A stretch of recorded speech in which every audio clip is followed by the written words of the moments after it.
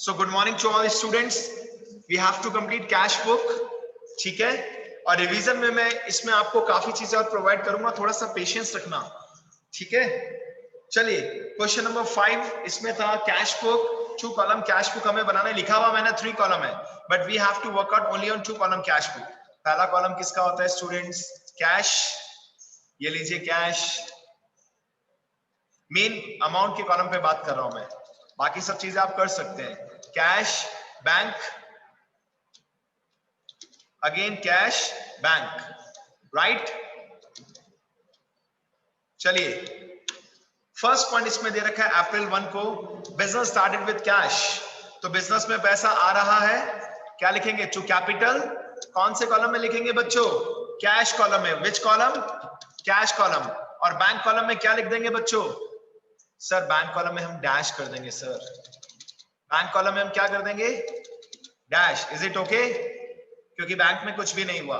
Next point, deposited into bank. Deposited into bank, sir ये तो Contra entry है sir, इससे बैंक बैलेंस क्या हो जाएगा? इंक्रीज। तो सबसे पहले सोचिए पैसे कौन से कॉलम में लिखेंगे? सर बैंक कॉलम इंक्रीज हो रहा है तो बैंक के डेबिट में लिखेंगे सर, ठीक है। अगर बैंक कॉलम में पैसे लिखेंगे डेबिट में, तो डायलॉग बॉक्स में क्या लिखेंगे? To cash account, to cash account, got it, ठीक है।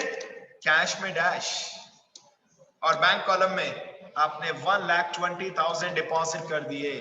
सर इसका इंपैक्ट दोनों साइड में आएगा, इसका इंपैक्ट क्रेडिट साइड में भी आएगा, ठीक है। अप्रैल 2 का इंपैक्ट क्रेडिट साइड में भी आएगा स्टूडेंट, क्योंकि कैश डिपॉजिट किया तो बैंक प्लस हो रहा है, लेकिन कैश माइनस हो रहा है। तो क्रेडिट साइड में कैश कॉलम के अंदर आप पैसे लिखोगे, तो डायलॉग बॉक्स में क्या लिखेंगे स्टूडेंट्स आप? By bank account, got it, clear है बच्चों। चलिए कितना कैश कम हो गया? सर 1,20,000, यानी कि कॉन्ट्रा एंट्री का इंपैक्ट डेबिट क्रेडिट दोनों साइड में आता है, इसमें कभी भी आपको कंफ्यूज नहीं होना, क्लियर है। और एलएफ के कॉलम में या वाउचर नंबर के कॉलम में आप चेक करेंगे अपनी बुक में, आपको सी भी लिखना है। What is the meaning of C? Sir C बोले तो कॉन्ट्रा एंट्री, सी बोले तो कॉन्ट्रा एंट्री।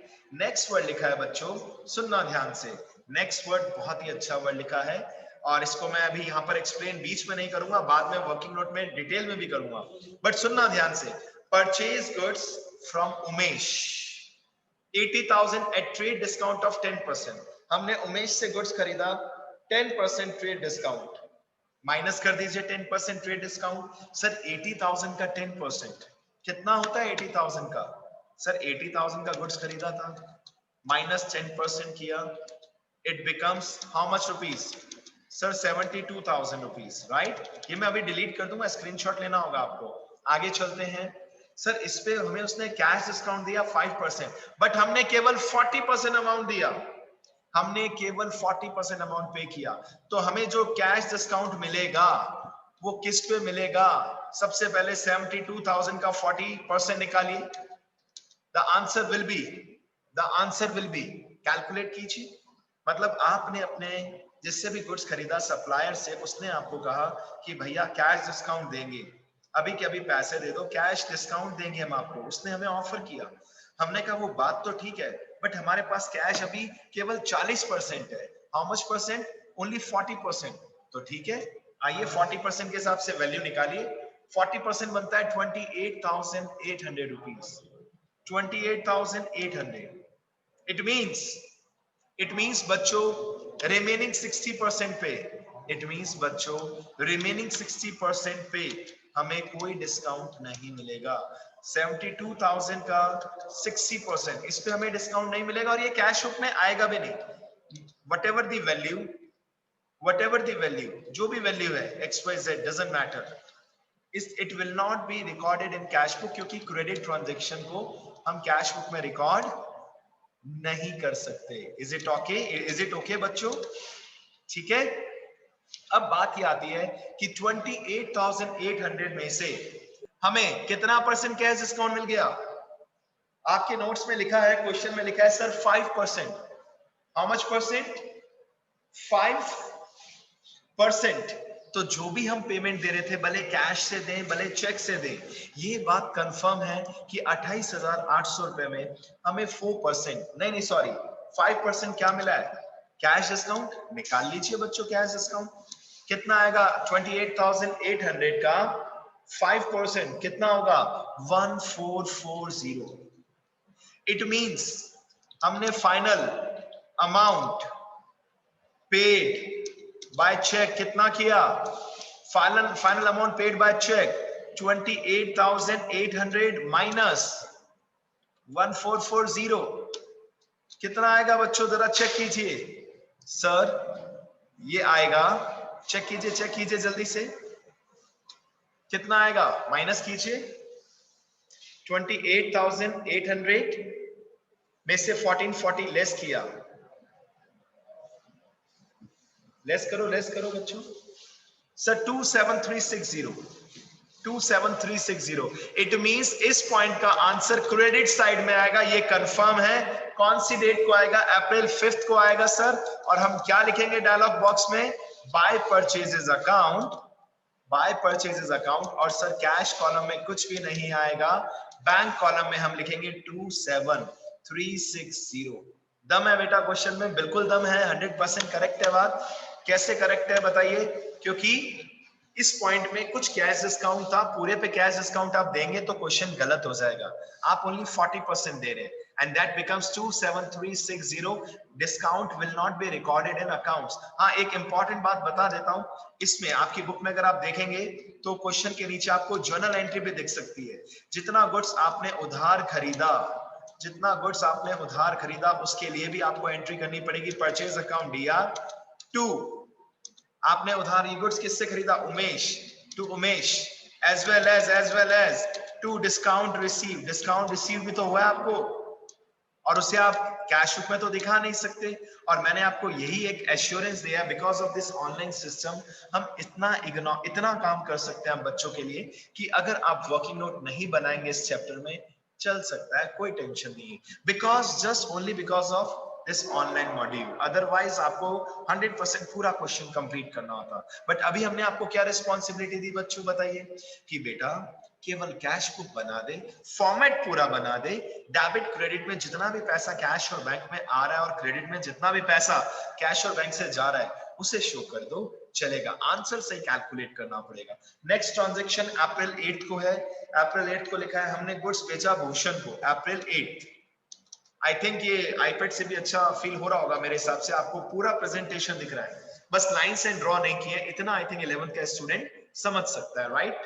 चलिए बच्चों, अप्रैल 8 जो नेक्स्ट ट्रांजैक्शन है इसमें कह रहे हैं हमने गुड्स बेचा भूषण को 30,000 and received a cheque from him for 19,500 and discount allowed 500।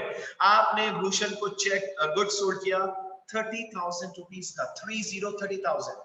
Bhushan ने आपको चेक दिया 19,500 और आपने 500 रुपए उसको डिस्काउंट दिया। बाकी 10,000 क्रेडिट सेल है, उसका भी कुछ भी नहीं करेंगे।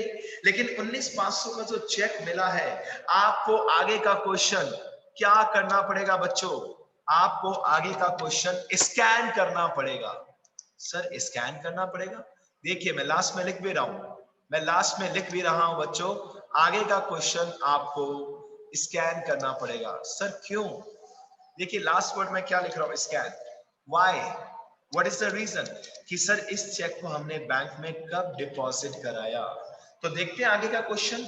सर आगे भूषण के चेक के बारे में कोई इंफॉर्मेशन नहीं है, तो ये माना जाएगा कि सेम डे हमने भूषण का चेक बैंक में जमा करा दिया होगा। Got it. और चेक बैंक में डिपॉजिट करोगे तो बैंक कॉलम क्या हो जाएगा स्टूडेंट्स, प्लस हो जाएगा। चेक कितने रुपीस का दिया, 19,500। डन, खत्म। नेक्स्ट बेटा, नेक्स्ट अप्रैल 10th को क्या हुआ देखिए जरा। सर हमने गुड्स बेचा कमलेश को 25,000 रुपीस का और चेक मिला, और चेक को हमने 12 अप्रैल को डिपॉजिट किया। Sorry, April 10th transaction will not be recorded in cash book. April 12th का transaction of April 12th will not be recorded in cash book.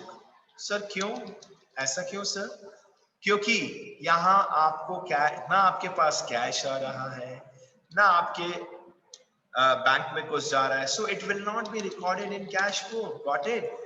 Because इसको क्या मानेंगे हम? Cheque in hand. इसकी एंट्री बता सकता है आप में से कोई? इसकी एंट्री बता सकता है जल्दी से आप में से कोई? Yes student, I am waiting for your response. आपने गुड्स बेचा, आपको चेक मिला, चेक किसी और दिन डिपॉजिट किया अप्रैल 10th को, सॉरी ये अप्रैल 10th का ट्रांजैक्शन है। अप्रैल 10th को हम क्या जनरल एंट्री करेंगे? वर्किंग नोट में करनी चाहिए, और बच्चों को इतनी नॉलेज तो मुझे देनी भी पड़ेगी ना। यस अमाउंट नहीं हो रहा शो बेटा, प्लीज काइंडली वेट। अच्छा जस्ट अ सेकेंड। हमने सैलरी पे किया 18,000 रुपीज। कितना सैलरी पे किया? 18,000। कैश में क्यों शो किया? कैश में क्यों शो किया बच्चों बताइए? क्योंकि कुछ ना लिखा हो तो हमेशा कैश ही मानते हैं, चेक से चला के मत मानना प्लीज। नेक्स्ट क्वेश्चन कंप्लीट हो चुका है, प्लीज रेज योर हैंड। एक पॉइंट बाकी है जो सबसे इंपॉर्टेंट पॉइंट है, जो मुझे भी डिस्कस करना है। अभी तक किसी को भी डाउट है तो प्लीज रेज योर हैंड, मतलब प्लीज मुझे बताइए, क्या सभी क्लियर है? आज से students around 5 to 6 years back जो कैश बुक में एक रूल चलता था वो क्या था कि अगर बिजनेसमैन को चेक रिसीव हुआ और उसने उसे बैंक में डिपॉजिट सेम डे नहीं किया सपोज, तो हम इसे एज अ कैश की तरह ट्रीट कर लेते थे। एज अ कैश, जो सच में नहीं था, बट हम कैश की तरह ट्रीट कर लेते थे कि जब जाएंगे बैंक से अपने चेक का पैसा ले आएंगे। फिर अकाउंटेंट्स ने अराउंड 3 to 4 years बैक इसके अंदर अमेंडमेंट्स किए, चेंजेस किए, और वैलिड चेंजेस किए कि अगर आपको लाइफ में कभी भी चेक मिलता है और आप इसे सेम डे अगर बैंक में डिपॉजिट नहीं करते, तो ना तो ये कैश है और ना इसका इफेक्ट बैंक में आया, क्योंकि ये चेक तो आपके पॉकेट में पड़ा है या फिर आपके कैश काउंटर में पड़ा है। तो हमने इसके लिए एक आर्टिफिशियल अकाउंट ओपन किया, चेक इन हैंड अकाउंट दिया। चेक इन हैंड अकाउंट दिया। कौन सा अकाउंट दिया? चेक इन हैंड अकाउंट दिया। और टू में जहां से भी चेक मिला, गुड सोल्ड किया तो टू में सेल्स, कमीशन मिला तो टू में कमीशन, बट डेबिट में कौन सा अकाउंट किया ओपन? Check in hand. और जैसे ही इस चेक को हम बैंक में डिपॉजिट करेंगे, bank account DR to cheque in hand हो जाएगा। Bank account DR to cheque in hand हो जाएगा। चेक इन हैंड से चेक इन हैंड का स्वाहा हो जाएगा, पहले डेबिट में बाद में क्रेडिट में। वंशिका देखिए ध्यान से, ये देखिए इस एंट्री को देखिए, cheque in hand DR to sales किया था, और जैसे ही हम इसे बैंक में डिपॉजिट करेंगे हम क्या एंट्री करेंगे बेटा? Bank account DR to cheque in hand, bank account DR to cheque in hand, और चेक इन हैंड से चेक इन हैंड कैंसिल हो गया। अब आइए लॉजिक पर आते हैं, लास्ट ट्रांजैक्शन बचा है and that is very important. Please जल्दी से इसका स्क्रीनशॉट ले लीजिए। I am suggesting all of you to take a screenshot of this page. और ले चुके हैं तो हैंड रेज कर दो जल्दी से।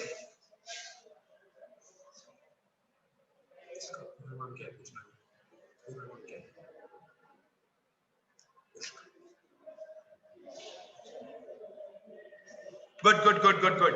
अब बेटा देखिए सबसे इंपॉर्टेंट डिस्कशन स्टार्ट हो रहा है हमारे पास स्पेस आ गया बेटा, 7 मिनट्स बचे हैं और सबसे इंपॉर्टेंट मिशन है। मुझे एक बात बताइए, हमेशा जब भी हम आपको अकाउंट्स पढ़ाते हैं क्या कहते हैं? You have to think yourself as a businessman. Now sometimes you may think that we should not keep, हाँ ठीक है, should not की स्पेलिंग पे फोकस मत करना, we should not keep more cash at our shop। Sir इसका क्या मतलब हुआ? इसका क्या मीनिंग हुआ? It means if we give you instruction, if we give you an instruction that कि हम एक लिमिटेड अमाउंट में ही कैश अपने पास रखेंगे, हम एक लिमिट में ही कैश अपने पास रखेंगे, बच्चों समझना इस चीज को, और उसके अलावा अगर कुछ कैश आ जाए तो उसे हम कहां डिपॉजिट कर देंगे? बैंक में। ठीक है, अब लास्ट लाइन सुनिए क्या लिखा है, मैं लास्ट लाइन बोल के बता रहा हूं आपको, जरा ध्यान से सुनना। लास्ट लाइन में स्टूडेंट्स लिखा है आपके लिए,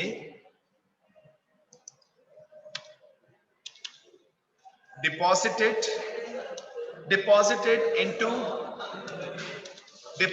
into बैंक बैलेंस, सुनना ध्यान से, deposited into bank the balance of cash in excess of ₹20,000। Sir इसका क्या मीनिंग है कि हम अपने पास कैश केवल 20,000 रखेंगे? वो डिपेंड करता है, क्वेश्चन टू क्वेश्चन चेंज हो सकता है। तो सर बाकी अमाउंट, रिमेनिंग अमाउंट का क्या करेंगे sir? That will be deposited into bank. Automatically हम उसे कहां डिपॉजिट कर देंगे?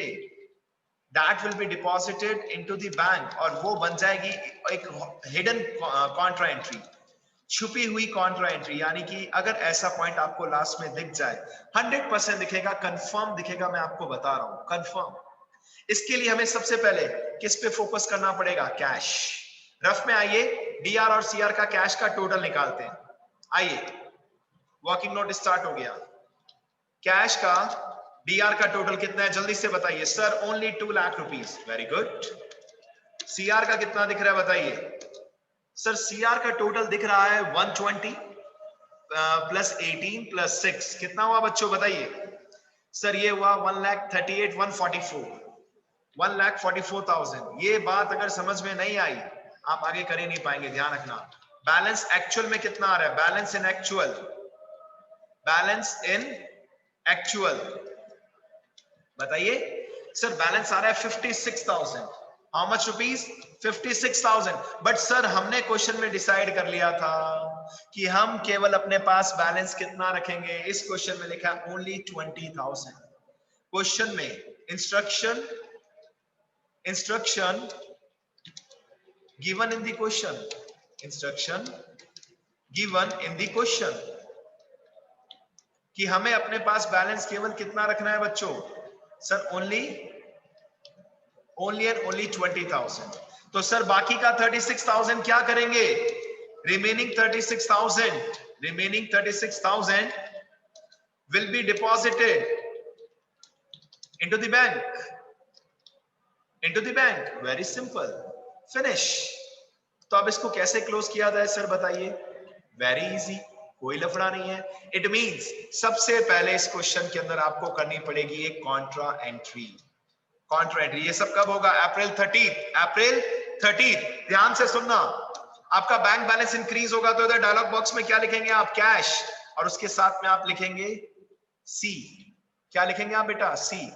और आपका बैंक बैलेंस प्लस कर देंगे आप 36,000। इट मींस हमारे पास, सुनना ध्यान से, हमारे पास सर कैश 56,000 आ रहा था, लेकिन हमने तय किया भाई ज्यादा नहीं रखेंगे, चोरी हो जाता है, ज्यादा नहीं रखेंगे। तो हमने गैप निकाला, टोटल 56 है, उसके 2 टुकड़े कर दिए। एक टुकड़ा बैलेंस के रूप में रख लिया और दूसरा टुकड़ा जो 36,000 का है उसे कहां डिपॉजिट कर दिया? सर उसे बैंक में डिपॉजिट कर दिया। वेरी सिंपल, ये लीजिए। यानी आप लास्ट टोटल आंसर रफ में ही निकालेंगे। अगर आपको इस टाइप का पॉइंट दिख जाए, आपकी बुक में कोई भी इलस्ट्रेशन आप कर सकते हैं, इस टाइप की सिचुएशन आपको दिखेगी। सर सीआर में कैश माइनस होगा तो डायलॉग बॉक्स में क्या लिखेंगे? By bank. देखिए 36,000 हमने कहां डिपॉजिट कर दिया बताइए। सर 36,000 हमने डिपॉजिट कर दिया बैंक के अंदर, तो कैश चला गया सर। वेरी सिंपल, कैश चला गया। और अब हमारे पास बैलेंस कितना बचेगा?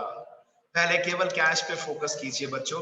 अब हमारे पास जो बैंक का बैलेंस बचेगा, बताइए कितना बचेगा? सोचिए, बैलेंस में बी बड़ा होता है, बी केयरफुल, और सीडी बीडी हमेशा शॉर्ट में होते हैं। अब हमारे पास कैश का बैलेंस सर ओनली 20,000 रुपीज बचेगा। चेक कर लो बेटा, चेक कर लो प्लीज। यानी कि कैश सच में 56,000 था। कितना था बच्चों? 56 था। डीआर माइनस सीआर आपके सामने पूरा क्वेश्चन दिख रहा है, स्क्रीनशॉट लेते रहिए, कोई टेंशन नहीं है। 56,000 बच रहा था सर, बट हमने डिसाइड किया हम अपने पास केवल 20 रखेंगे। अलग अलग क्वेश्चंस में ये अमाउंट अलग अलग आती रहती है, चेंज होती रहती है। अब आप कैश का टोटल दोनों साइड का कितना लगाएंगे स्टूडेंट्स? 2 लाख। नाउ अब हमारा एक ही काम बचा है। अभी रुकिए, बैंक अकाउंट भी होगा, घबराइए मत। लेकिन बैंक पे भी फोकस नहीं करना। अभी पहले किस पे फोकस किया? सर कैश का टोटल लगा दिया सर। अब इसके बाद बैंक का टोटल लगाना भी आपको आता है। ऐसा तो नहीं है कि लेजर अकाउंट आपने सीखा नहीं है। कैश बुक का पहला क्वेश्चन कर रहे हैं students. Got it? Now we have only few seconds time left. अब आप क्या करेंगे सुन लीजिए, बैंक का भी रफ में डीआर सीआर दोनों का टोटल लगाएंगे और उसके बाद सीआर में आप क्या लिख देंगे, बाय बैलेंस सीडी। अगर सीआर का टोटल ज्यादा है तो डीआर में टू बैलेंस सीडी लिख देंगे और वो आंसर आपके नोट्स में गिवन है 129940। Now from my side class is over. अब रिमेनिंग जो इसके पहले के 4 क्वेश्चंस है, that is your responsibility. Please अपनी रिस्पांसिबिलिटी पूरी करना सीखिए। सोशल रिस्पांसिबिलिटी सीखा ना, अब आपकी स्टूडेंट की टुवर्ड्स स्कूल, टुवर्ड्स सब्जेक्ट जो रिस्पांसिबिलिटी है उसको फुलफिल कीजिए। रिमेनिंग